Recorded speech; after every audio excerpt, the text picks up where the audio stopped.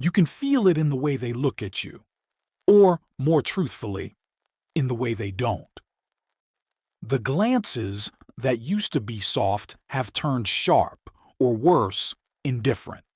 The words that once carried affection now sound transactional, distant, or sarcastic. And the silence? It's not the kind that holds space. It's the kind that punishes, that suffocates, that slowly convinces you maybe you're asking for too much. But you're not. You're asking for love. You're asking for kindness. You're asking to be seen. And none of those things are too much. They are the foundation. Love and respect are not extras in a marriage. They are the oxygen. Without them, the covenant isn't just strained. It's suffocating. And if you've been gaslighted long enough, you start calling your own longing selfish. You start interpreting your emotional starvation as spiritual failure. You start believing that asking to be held, to be spoken to kindly, to be considered, to be protected, makes you weak or even worse, unholy. But God never called you to erase your humanity to sustain a marriage. He created you in His image, and that image is not made to be ignored. It's not made to be insulted. It's not made to walk on eggshells, tiptoeing through every conversation, filtering every sentence to avoid a shutdown, an eye roll, or another cold night in the same bed with miles of silence between two bodies.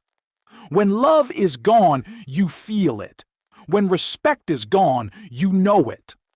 Not because someone told you, but because your spirit begins to shrink. You find yourself hesitating before you speak. You second-guess every text. You hold your breath after every question. You dread coming home. You sleep beside someone whose touch once brought comfort and now brings nothing but anxiety or numbness.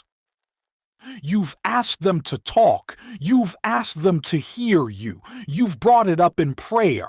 You've journaled, waited, tried different tones, new strategies, quieter approaches, louder cries. But nothing changes. And slowly you realize this isn't a dry season. It's a drought, not a valley, but a pattern, not a misunderstanding, but a collapse. Because where there is no love, there is fear. Where there is no respect, there is distortion. Where there is no tenderness, contempt creeps in and builds its kingdom. And if you're not careful, you'll normalize it. You'll start calling your silence maturity, your sadness humility, your shrinking faithfulness. But none of those are holy if they are rooted in fear. You were not created to survive your marriage. You were created to thrive inside of it. You were meant to bloom, not to bleed quietly in the corner of a covenant that has become a cage. Love does not always feel like a fairy tale, but it should feel safe. Respect does not mean agreement in all things, but it should feel like dignity. And when both are gone, when conversations become courtrooms and presence becomes punishment and disagreement becomes disdain, that is not a holy marriage. That is a system of control masquerading as covenant, and your spirit knows it. You may not want to name it yet. You may still be hoping it turns around. You may still love them. But don't confuse your love with permission for your slow destruction. God never asked you to stay where your soul is dying. And the death of love and respect is not just a red flag, it's a rupture. And sometimes it is the first and clearest sign that walking away may not be rebellion, but obedience. There comes a moment when silence speaks louder than vows, when the prayers you used to whisper in the middle of the night, Lord, fix this. Lord, change him. Lord, make me stronger, start to shift into something else. Not anger, not resentment, but clarity. a kind of knowing that rises not from bitterness, but from truth. And it terrifies you because you were told marriage is forever, because you believe in covenant, because you still wear the ring, because you stood before God and witnesses and promise for better or worse. But what no one explained to you was this: worse does not mean without boundaries. Forever does not mean at any cost. And sacrifice does not mean the slow death of your soul. Somewhere along the way, someone taught you that staying is always the holy thing, that leaving is failure, that endurance equals righteousness. But I need to tell you something the church doesn't always say clearly. God does not delight in your suffering. He is not glorified by your emotional devastation. He does not rejoice in your torment. He is not sitting in heaven applauding your endurance of betrayal, abuse, manipulation, or neglect. He sees you, and he weeps. Not because you haven't tried, you have. You've prayed, fasted, forgiven, submitted, waited, hoped. You've gone to counseling, read every book, begged for change, swallowed your voice, stretched yourself thinner than you knew possible just to hold it all together. But some things can't be held anymore. Not because you're weak, but because you're not meant to carry what was never yours alone. Marriage was designed by God to reflect His love, patient, kind, truthful, secure, not manipulative, not cruel, not dismissive, not violent, not filled with months of cold silence followed by sudden hollow gestures, not a cycle of promises made and promises broken again and again. And yet you stayed because you were told that leaving makes you selfish. Because you thought leaving means you don't love God enough. Because you thought maybe, just maybe, if you tried one more time, things would shift. But they didn't. And now you're here, alone. Even though someone else sleeps in the bed next to you, even though the wedding pictures are still on the wall, even though you post the smiling photos, even though you lead in ministry, even though you wear the right mask, but deep down, something is breaking. And maybe that breaking isn't a failure. Maybe it's the voice of God. Maybe it's Him saying, I never asked you to lose yourself for this. Maybe it's Him saying, I'm still with you, even here. Maybe it's Him reminding you that He doesn't measure your faithfulness by how much pain you can survive, but by how much truth you're willing to live in. This is not a license to leave lightly. This is not an excuse for quitting when things get hard. Marriage is sacred. It is holy. It is worth fighting for. But so are you. Your spirit is sacred. Your peace is holy. Your healing matters. Your presence on this earth is not to be used up in the name of someone else's refusal to grow. So before we even begin to talk about signs, before we name the red flags, before we get into scripture or boundaries or forgiveness or betrayal, you need to know this. God does not require you to stay in something that is destroying you. He calls you to life, to wisdom, to wholeness, to healing, to courage. And sometimes courage doesn't look like staying. Sometimes it looks like walking away with your soul intact, your head lifted, and your heart still beating. You are not broken because your marriage is. You are not unfaithful because you're waking up to the truth. You are not failing God by refusing to live in cycles that dishonor His image in you. You are waking up, and that is the beginning of everything. It's the bruise you cover. The name you pretend didn't sting. The slammed door, the broken glass, The twisting of words until your memory becomes a maze you can't escape. The way you start saying, "I'm sorry," before you've even done anything wrong. It's not always a fist. Sometimes it's a look. Sometimes it's silence. Sometimes it's a tone that tells you you better not.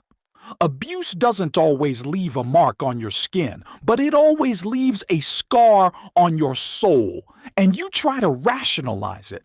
He was just tired. She had a rough childhood. It's not that bad. At least they didn't. But here's what I need you to hear. Not that bad is still too much. At least is not a defense. And abuse in any form is not part of God's design for your marriage. Ever. God did not write your story to include fear as a daily ingredient. He did not design covenant to include coercion. He did not form your body so that it could be touched with force, intimidation, or entitlement. When your home becomes a battleground, emotional, physical, spiritual, you are not required to stay. Let me say that again. You are not required to stay. The church has failed in many ways. And perhaps its greatest failure is how often it teaches victims to forgive and forget, while keeping them inside the lion's den.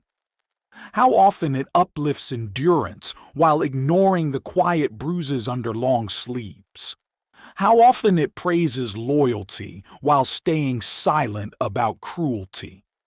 But God is not silent. He hears the prayers you whisper when the door closes. He sees the panic in your body when their footsteps hit the floor. He knows how many times you've edited the truth because you're embarrassed or afraid you won't be believed. He believes you. And He is not asking you to keep enduring what is killing you. Forgiveness does not mean enabling. Grace does not mean access. And covenant does not mean captivity. Yes, people can change. Yes, miracles are real. Yes, God heals.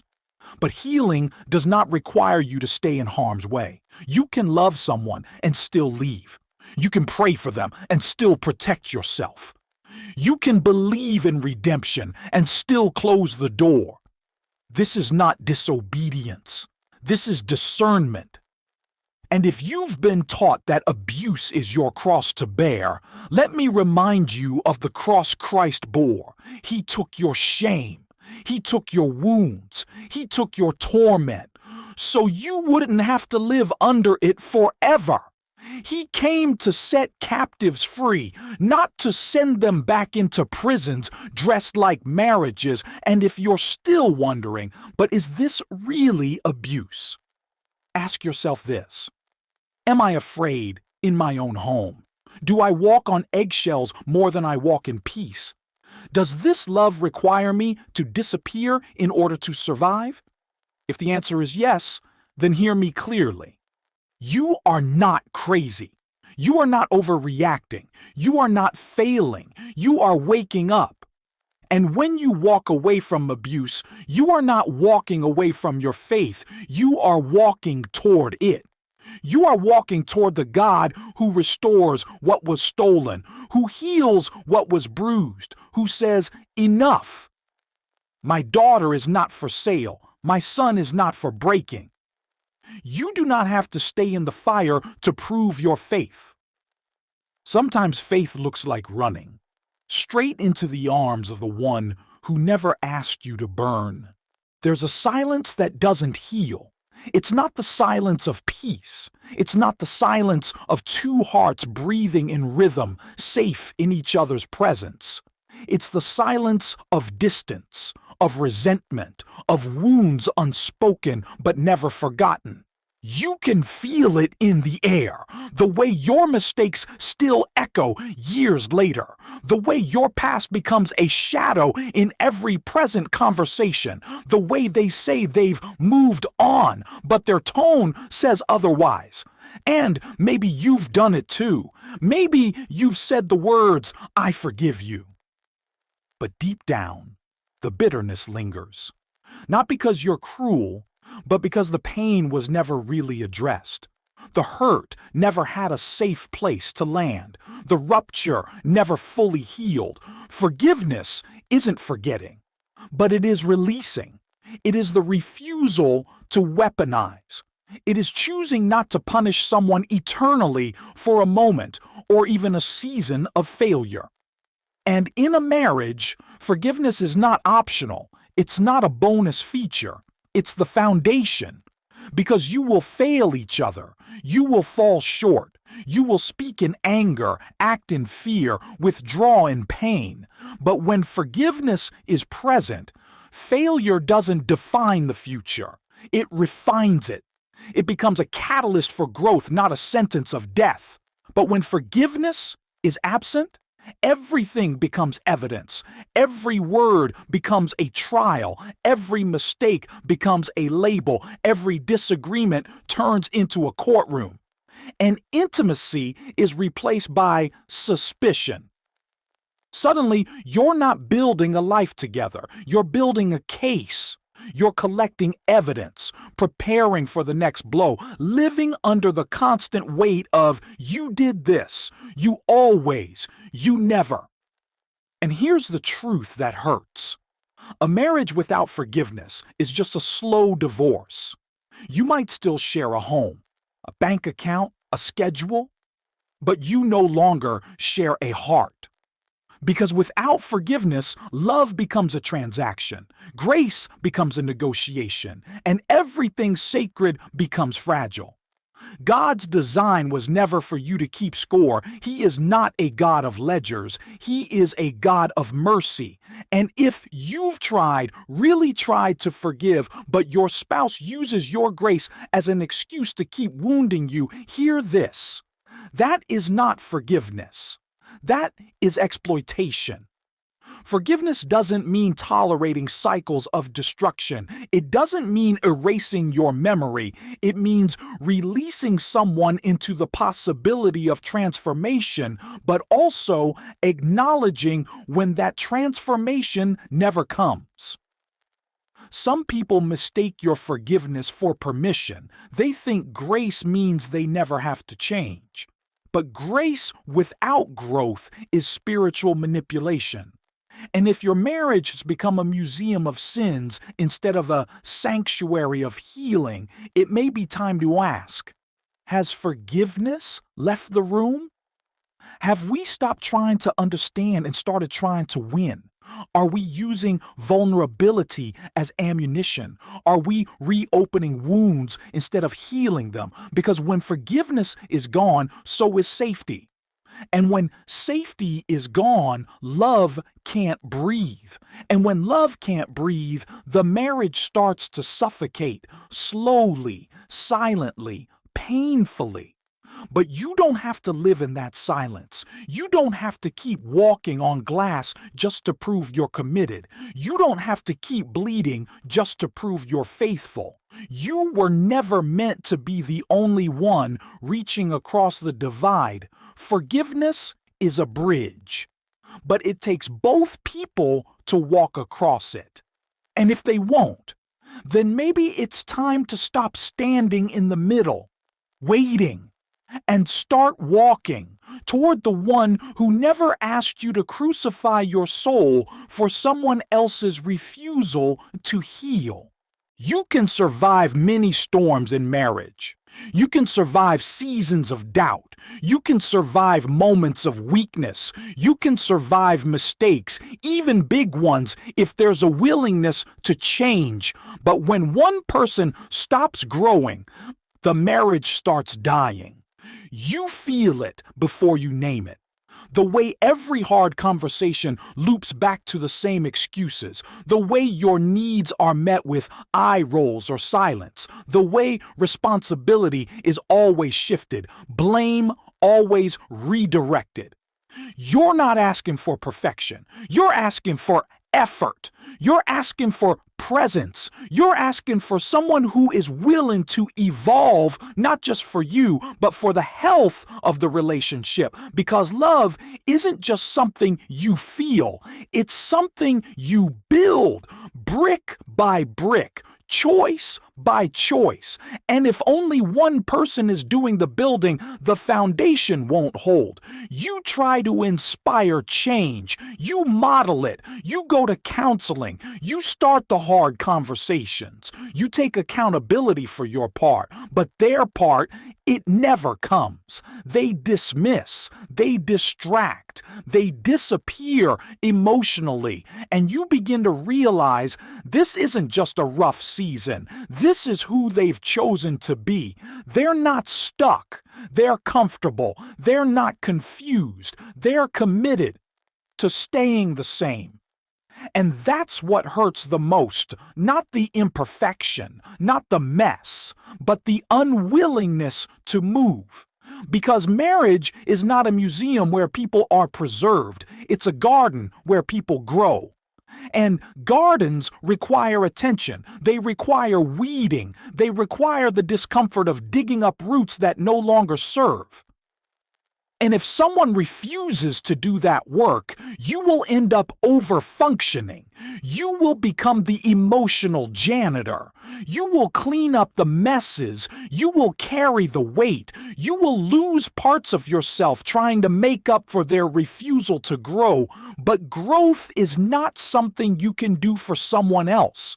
Change is not something you can force. Healing is not something you can manufacture on their behalf. You can hold space. You can be patient. You can believe in them. But at some point, you have to ask, am I in love with their potential or with the reality?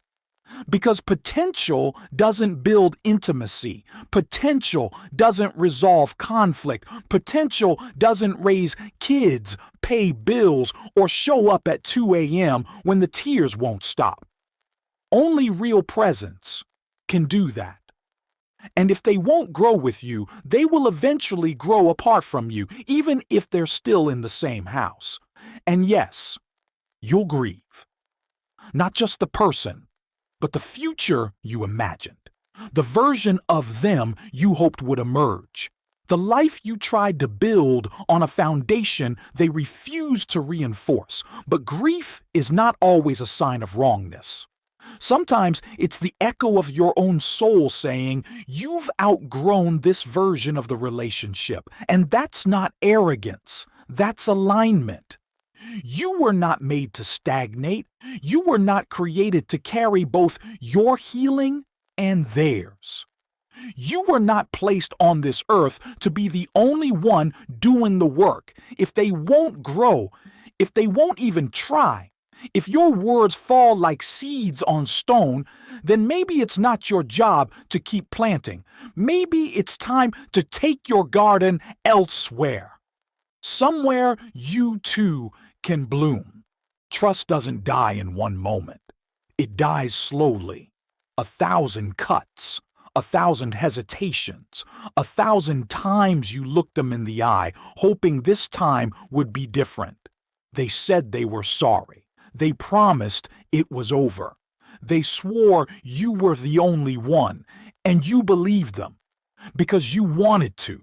Because your heart was already too invested, because the history was too deep, because walking away felt more terrifying than staying.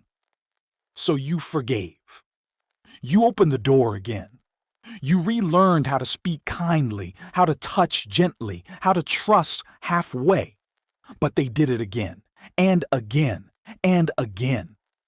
And suddenly, you weren't just dealing with one betrayal. You were living in a cycle, a loop of hurt and hope, pain and apology, wounding and repair that never truly healed anything. And now, your body doesn't even flinch when the truth comes out. You've learned how to brace. You've learned how to numb. You've learned how to live with a pit in your stomach, wondering if today is the day you'll discover another lie. Infidelity is not just about sex. It's about secrecy. It's about deception. It's about the slow erosion of safety in the one place it was supposed to be sacred. And when it happens once, there is room for repentance, room for redemption, room for restoration. But when it happens again and again, it is not repentance. It is a pattern, a choice, a system of betrayal masked as brokenness. You start questioning everything, not just them, but yourself. What did I miss? Am I not enough? Did I drive them to this? And I need you to hear this deep in your bones. You are not to blame for someone else's betrayal. Their choices are not your responsibility. Their wounds are not your weight to carry. Their repeated infidelity is not a reflection of your lack, but of their refusal to honor what was sacred. God's heart is for restoration, yes, but his heart is also for justice. And justice does not look like allowing someone to trample your soul in the name of forgiveness. Restoration is only possible when trust is rebuilt, not when lies continue, not when blame is shifted, not when you're gaslighted into believing the problem is your inability to get over it. You're not struggling to move on. You're struggling because you're still being wounded, and that's not healing. That's survival. And you were not created just to survive your marriage. If they keep choosing others over you, emotionally, physically, spiritually, if they keep breaking the vows they swore before God, if they show more commitment to their secrecy than to your safety, then it may be time to choose a different kind of faithfulness. Faithfulness to truth. Faithfulness to healing. Faithfulness to the voice of God within you saying, "This is not what I meant when I said love." There is a limit to what your heart should be asked to hold. And if they can't stop betraying you, you can stop betraying yourself by staying. Walking away from repeated infidelity is not a lack of forgiveness. It is the presence of wisdom and the start of something new, something safe, something real, something holy. It's hard to explain when something dies, but doesn't disappear. You still see the smiles in public. You still share the holiday photos. You still sit together in church. You still talk logistics, bills, schedules, but you know the spirit has left the room. You know the prayers are no longer shared. You know the Bible hasn't been opened together in months. You know worship feels forced if it happens at all. You know the home is quieter but not peaceful. You know the presence of God feels far, not because he left, but because something in the marriage did. This is what spiritual death in marriage looks like.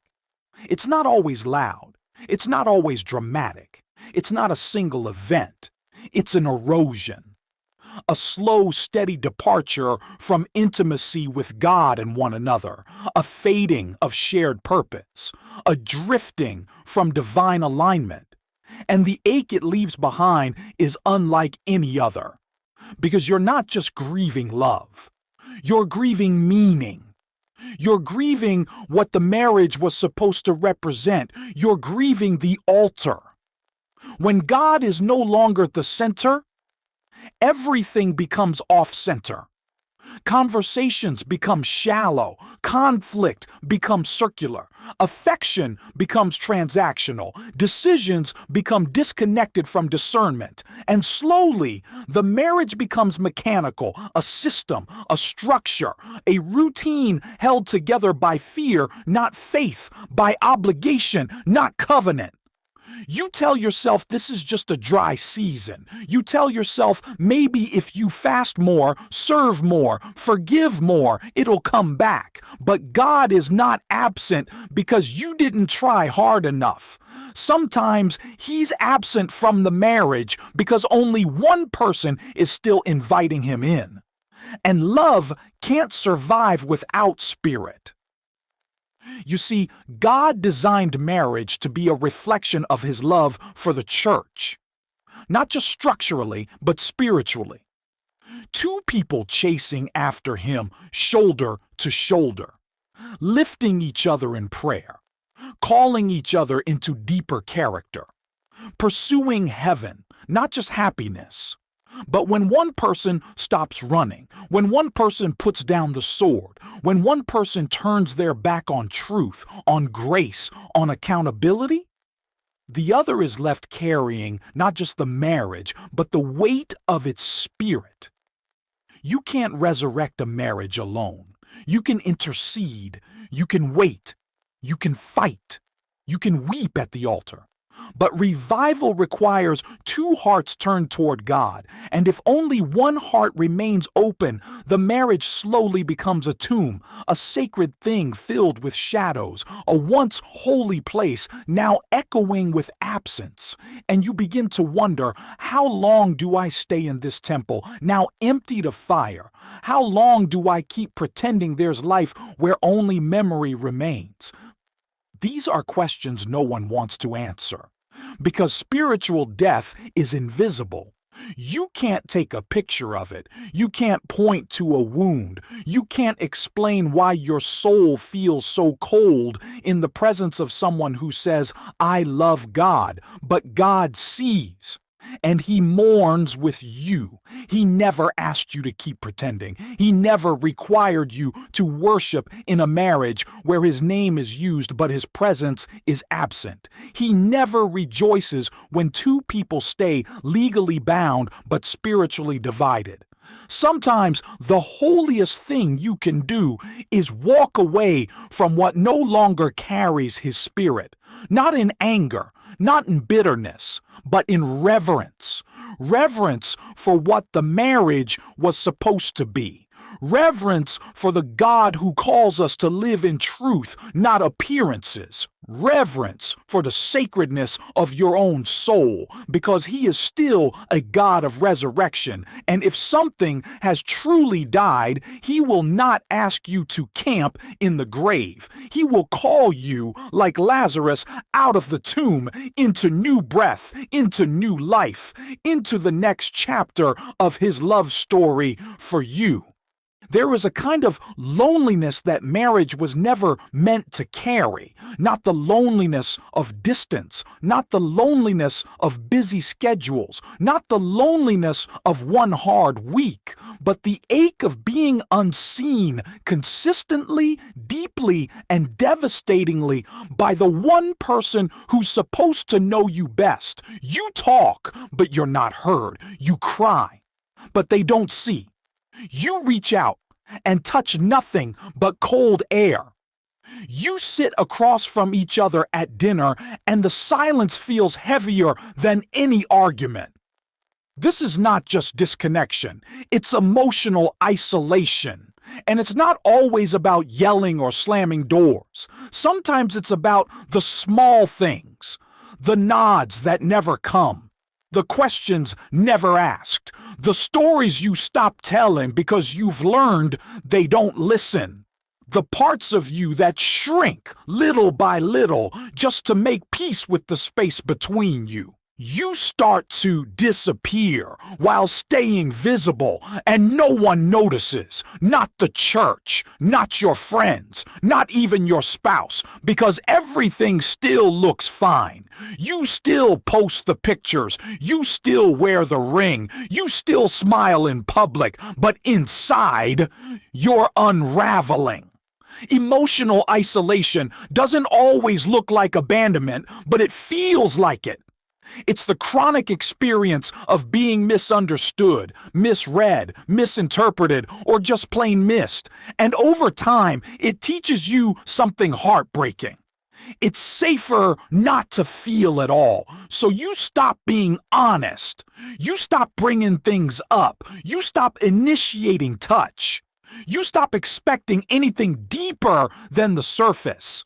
And that, right there, is when the marriage starts to hollow out, not because of one big betrayal, but because of the thousands of tiny moments where connection could have happened, but didn't. And eventually, you stop trying. Not because you don't care, but because you can't keep pouring from a heart that's never refilled. Because your soul is tired of begging to be met. Because your prayers start to shift from God, fix us, to God, I don't even know who I am anymore. And that's the danger of chronic emotional misunderstanding. You begin to lose your sense of self. You begin to question your worth. You begin to wonder if maybe love isn't meant for you. If maybe this is just how marriage is supposed to feel, but I need you to hear this. This is not how it's supposed to feel. Marriage is not meant to be a place of constant guessing, constant explaining, constant walking on eggshells just to keep things okay. It's not supposed to feel like you're the only one fighting for understanding. It's not supposed to be a place where your emotions are always too much or too little. You were not made to be emotionally homeless in your own covenant. And if you've tried, if you've named your needs, if you've reached, opened, softened, explained, waited again and again and still found nothing but emotional absence, then it may be time to ask the hardest question: what am I still hoping for? And is it real? Sometimes the person you married is not the one you're with now. Sometimes the marriage you're fighting for no longer exists. Sometimes what you're clinging to is a memory, a vision, a possibility that never quite took root in reality. And I know it hurts. I know it's not what you wanted. I know you've begged God to bring it back. But when the house is empty, not of furniture, not of people, but of presence, when love becomes a ghost and understanding becomes impossible, then staying is no longer faithfulness. It's abandonment of self. You can grieve, you can mourn, you can pray and fast and fight, but you cannot be the only one holding up a marriage built for two. And when the emotional connection has died, truly died, when all that's left is performance and silence and spiritual noise, it's not unholy to let go. It's not betrayal to stop pretending. It's not failure to walk away from the echo chamber of your own pain. It is perhaps the first step toward being fully seen again. By God, by yourself, by someone who still remembers that your heart matters. You've waited for a sign.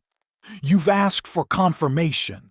You've begged for clarity. You've pleaded, God, I don't want to give up if this is still what you want. Because leaving feels terrifying. Because you were raised to stay. Because you don't want to fail him. Because deep down, even after everything, a part of you still hopes there's something left to save. And yet, something in you is breaking. Not in rebellion, not in bitterness, but in grief. Because what you're mourning isn't just the marriage. It's the voice of God that once felt near and now feels silent. But what if he's not silent? What if he's just not saying what you thought he would say? You expected him to say, stay, try again, keep going. But what if he's saying, you've done enough? You've been faithful. You've honored the covenant, but they haven't. You're released. We don't talk about release enough. We talk about perseverance. We talk about long suffering. We talk about turning the other cheek 70 times 7, but we rarely talk about the holy moment when God says, this is no longer your burden to carry. Because God is not glorified by your ongoing agony. He is not asking you to trade your peace for appearances. He is not sitting back while you disintegrate emotionally, spiritually, even physically, under the weight of someone else's refusal to heal. There is a difference between leaving too soon and staying too long. And only the Spirit can show you where that line is. But here's how you'll know. You're no longer yourself. You don't recognize your reflection. Your joy is gone. Your voice is quiet. Your gifts are dormant. Your worship feels numb. Your prayers feel like survival tactics. And still, you wonder, is this just a valley? Friend, some valleys lead to healing, and some are graves. God never leads his children into a grave without resurrection. But if there's no life, no breath, no movement, if you've prayed, waited, forgiven, pleaded, worked, fasted, and loved with all you had, and nothing has shifted, then maybe God isn't asking you to dig deeper. Maybe he's asking you to let go. Not because you didn't believe, but because you believe long enough. Not because you're weak, but because your strength is no longer tied to endurance. It's tied to obedience. Obedience to the still small voice that says, I'm not in this anymore. I was with you, but now I'm leading you out. You honored me in how you stayed. Now honor me in how you leave. And yes, leaving can be holy. Leaving can be worship. Leaving can be trust. Leaving can be the most sacred act of returning to God, to yourself, to the life he actually wants for you. Don't let fear of man silence the voice of God. Don't let religious guilt override divine discernment. Don't let the opinions of others make you doubt the God who walks with you even now. He sees your tears. He knows the weight. And he is not punishing you by calling you into freedom. He is healing you. And maybe that healing won't happen in the same house, with the same person, under the same roof. Maybe it begins with a key, a suitcase, a step, a prayer. Maybe it begins with the words, I release this. Not in anger, not in haste, but in reverence. Because you love deeply, you fought well, you stayed longer than most would have, and now you go in peace. You didn't fail. Let that truth sink in. Let it settle deeper than the shame, deeper than the fear, deeper than the religious voices that told you staying, no matter the cost, was the only holy choice. You didn't fail because the marriage ended. You didn't fail because you finally stopped pretending. You didn't fail because you chose to breathe again. In fact, you were faithful. Faithful in the way you stayed. Faithful in the way you tried. Faithful in the nights you cried out to God with everything inside you, begging for change. Faithful in the forgiveness you gave over and over again. Faithful in your boundaries, your honesty, your brokenness, your hope. And now, faithful in the way you're letting go. This is not the story you dreamed. No little girl or boy ever grows up imagining divorce papers. No one walks down the aisle thinking about therapists and custody and lawyers and silent dinners that feel more like funerals. But sometimes healing doesn't look like restoration. Sometimes it looks like release. And that's holy too. You're not walking away from love. You're walking toward it. You're walking toward the version of love that doesn't demand your silence, that doesn't twist scripture into chains, that doesn't turn your covenant into a contract of abuse. You're walking toward the kind of love that sees you, heals you, holds you, speaks truth over you when the lies have been too loud for too long. You're walking toward the God who never once turned his face from you, who walked beside you through every lonely night, who wept when you wept, who waited until you were ready to hear, you don't have to stay here anymore.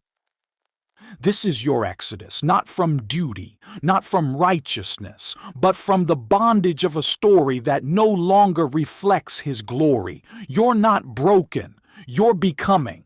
You're not abandoned, you're being led. You're not ending, you're beginning again.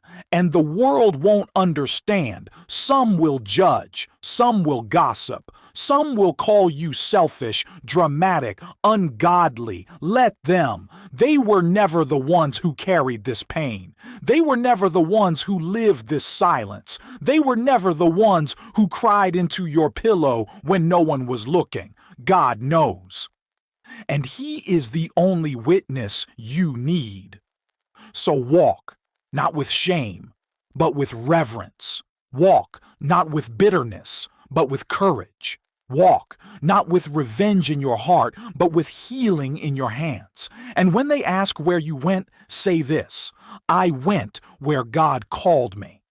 Back to life, back to truth, back to peace, back to myself.